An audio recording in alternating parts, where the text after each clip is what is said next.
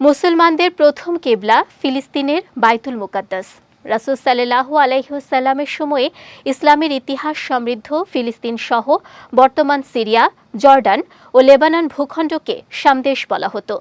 এ শামদেশ এবং বিশেষ করে বাইতুল মুকাদ্দাস ও তার আশপাশের এলাকা সম্পর্কে মহানবীর বেশ কিছু ভবিষ্যৎবাণী রয়েছে। বিস্তারিত জানাচ্ছেন সৈয়দ নওশাদ। মসজিদুল আকসা বা বাইতুল মুকাদ্দাস ইসলামের তৃতীয় গুরুত্বপূর্ণ স্থান। এই মসজিদের আশেপাশে অনেক নবীদের জন্ম ও বেড়ে ওঠা। এই মসজিদে অনেক নবী ইমামতিও করেছেন। পবিত্র মেরাজের রাতে মহান আল্লাহ কুদরতিভাবে সব নবী রাসূলদের বাইতুল মুকাদ্দাসে একত্রিত করেন। তখন নবী করিম সাল্লাল্লাহু আলাইহি ওয়াসাল্লাম সেখানে 2 রাকাত নামাজের ইমামতি করেন। মুগিরা ইবনে শোবা রাদিয়াল্লাহু তাআলা আনহু থেকে বর্ণিত, রাসূলুল্লাহ সাল্লাল্লাহু আলাইহি ওয়াসাল্লাম বলেন, আমার উম্মতের একদল সবসময় সত্যের উপর বিজয়ী থাকবে। এভাবে কিয়ামত এসে যাবে আর তারা বিজয়ীই থাকবে। হাদিসের ভাষ্যমতে এ দলটি শাম দেশ অঞ্চলে অবস্থানকারী হবে। ফিলিস্তিন নিয়ে আরেকটি হাদিসে রাসূল সাল্লাল্লাহু আলাইহি ওয়াসাল্লাম বলেন, আমার উম্মতের একটি দল সত্যের উপর বিজয়ী থাকবে, শত্রুর মনে পরাক্রমশালী থাকবে। দুর্ভিক্ষ ছাড়া কোনো বিরোধী পক্ষ তাদের কিছুই করতে পারবে না।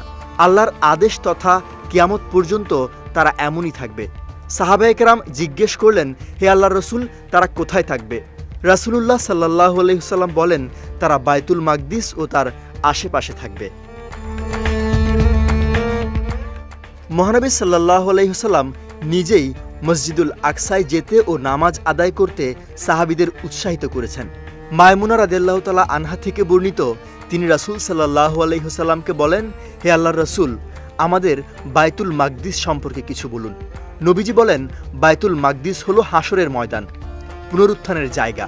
তোমরা তাতে গিয়ে নামাজ আদায় করো, কেননা তাতে 1 ওয়াক্ত নামাজ আদায় করা অন্য মসজিদে 1000 ওয়াক্ত নামাজ আদায়ের সমান। তিনি বলেন, যে ব্যক্তি সেখানে যাওয়ার শক্তি সামর্থ্য রাখে না, তার ব্যাপারে আপনার কি অভিমত?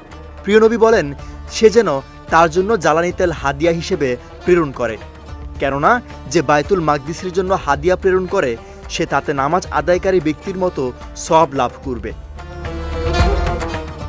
সৈয়দ নওশাদ, বিজয় টিভি, নিউজ ডেস্ক।